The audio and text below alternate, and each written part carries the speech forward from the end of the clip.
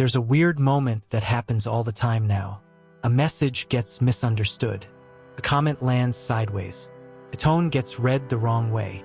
And suddenly, a simple sentence turns into a 5-paragraph essay.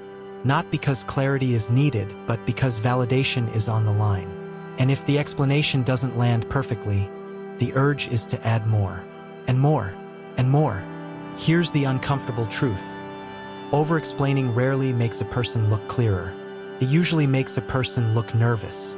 It's like handing someone the remote control to the nervous system and saying, "Please don't think badly." That's why stopping explaining yourself isn't a social trick. It's a mental shift. It's self-control, and it changes how people respond to you. Strategic silence gets misunderstood. People hear "stay quiet" and imagine weakness, passivity, or fear. But strategic silence is not disappearing. It's choosing timing. It's knowing the difference between a response and a reaction. It's the skill of staying centered when the world tries to pull you into noise. Stoic philosophy points to something simple: control the inner world first. Because the moment speech becomes a rescue mission, it stops being communication and becomes performance. Calm confidence doesn't need a speech. Quiet strength doesn't chase agreement. And the best part is this can be trained step by step. Over-explaining has a cost, and it's rarely obvious in the moment. It burns energy, it drags focus, and it keeps the mind on defense. It becomes an explanation tax paid to other people's moods. That tax shows up as second-guessing. It shows up as rewriting messages. It shows up as replaying conversations in the head like a loop that won't shut off. Think of it like having too many browser tabs open. Each tab looks harmless, but the system gets slower, the battery drains faster, and nothing important loads cleanly. Over-explaining does the same thing to attention. The mind stays cluttered, and the voice loses weight. Stop explaining yourself is basically closing tabs, so when you do speak, the message lands. Composure isn't loud. Composure is a pause. That tiny space between stimulus and response is where emotional control is built.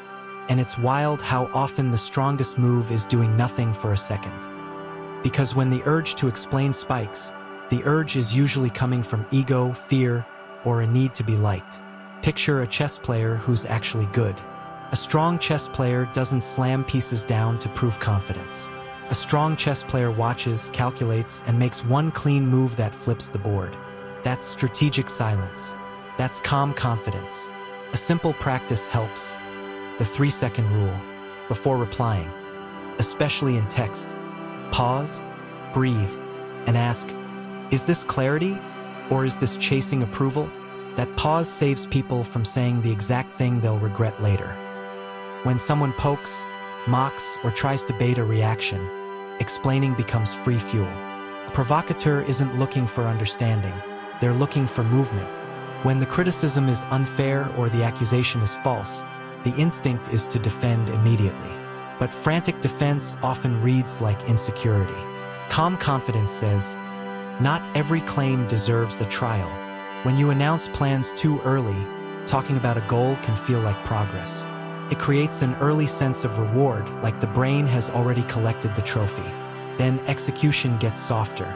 The fire dims.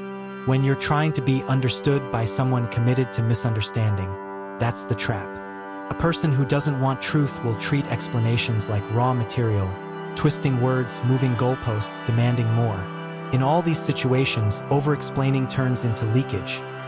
Leakage of energy, leverage, and composure. Strategic silence stops the leak. It signals self-control. It says, there's no panic here. And ironically, that's what makes people listen when you finally speak. Staying quiet doesn't mean staying silent forever. Silence becomes powerful when paired with intention. There are moments where speech is the correct tool, just not the long, shaky version. 3 moments matter: boundaries, accountability, and clarity. Boundaries are not debates, they're lines. Accountability is not self-punishment, it's ownership. Clarity is not a speech, it's a short signal that prevents confusion. So the upgrade is simple: fewer words, stronger structure. A loud life is exhausting. A life built on constant justification is even worse. The goal isn't to become cold. The goal is becoming solid.